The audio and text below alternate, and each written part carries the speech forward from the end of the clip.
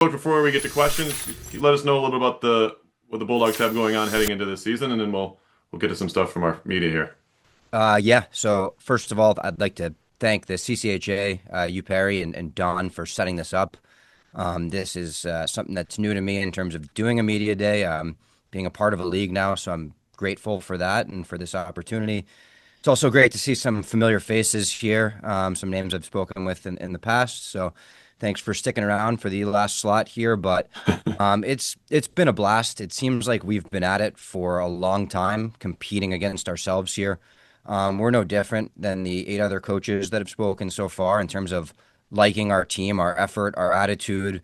Our goal in building our culture right now is just to create an ultra competitive culture.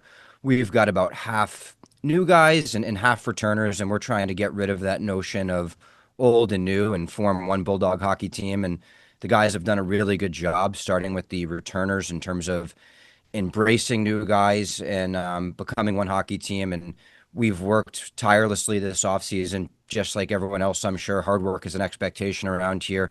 And we are excited in 3 weeks' time to compete against another team in another jersey. So a lot of optimism, a lot of excitement. Obviously, no adversity yet, and we feel the same as the other guys on the call earlier today. But we are excited, in short, just to get going here.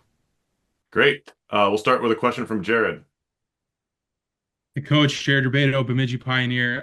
When you look at your roster, it's 30 players without a true freshman. Obviously, you got a few redshirt freshmen on there, but just talk to us about how your roster came to be. For sure. Yeah, obviously, it's a pretty unique makeup in terms of no freshmen, not by design, just in terms of coming in around April and trying to piece together the best group possible. So that's how it came to be. We've obviously got an older team in terms of a lot of hockey games played, a lot of experience, and that will be our makeup as we try and continue to build the culture and rebuild the culture in some areas. We looked for experience, we looked for leadership. Obviously, that will look entirely different 365 days from now. But for right now, we wanted to be old. We wanted to be experienced, especially with some of the guys we lost. So, we've got a lot of games played and experience, and hopefully that will pay dividends as we get going here. Scott, go ahead.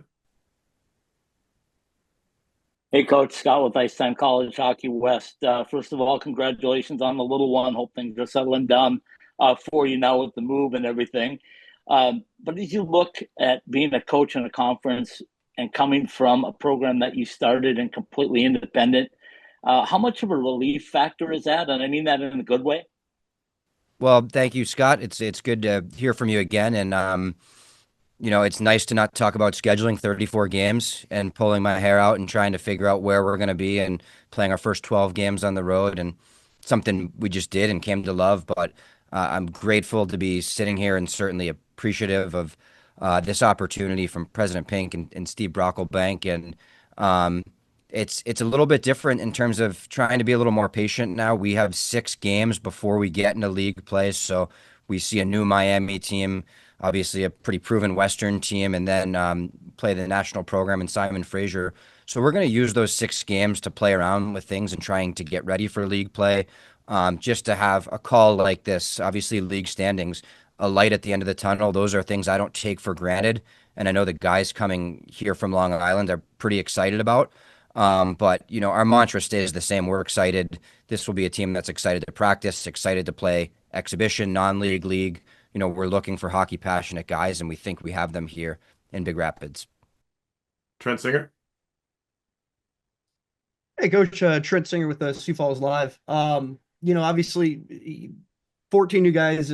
Talk about some of these guys that are coming in at the forward group. I'm curious to know your perspective on the goalie group that you've got back. I mean, obviously, you're replacing a goalie that started pretty much every game last season. But what have you sort of seen materialize kind of in this goalie battle early on? And can you sort of speak to the value of having a couple guys in Hobie Hedquist and Noah Ruprecht who have college experience?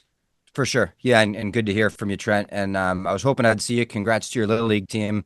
I know you were pretty jacked up about that, so that was fun to see and follow from afar. But no, goaltending is obviously everything. We look at our opponents within the league, and they've got a great one, a good two, and a good three. And so we feel no different there.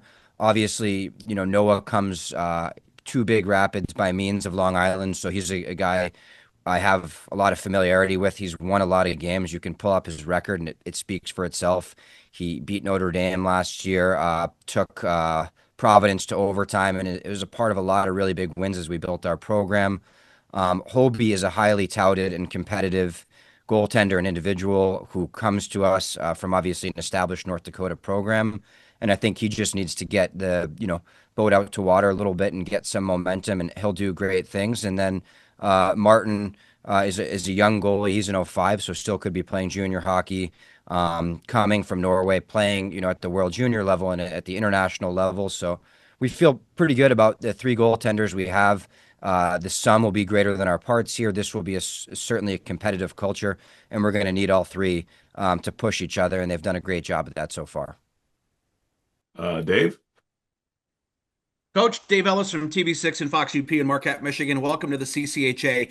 What's the balance between an established brand like Ferris that's known around college hockey and you wanting to put your stamp on what the Bulldogs will be? What's that balance like for you? How do you get to it?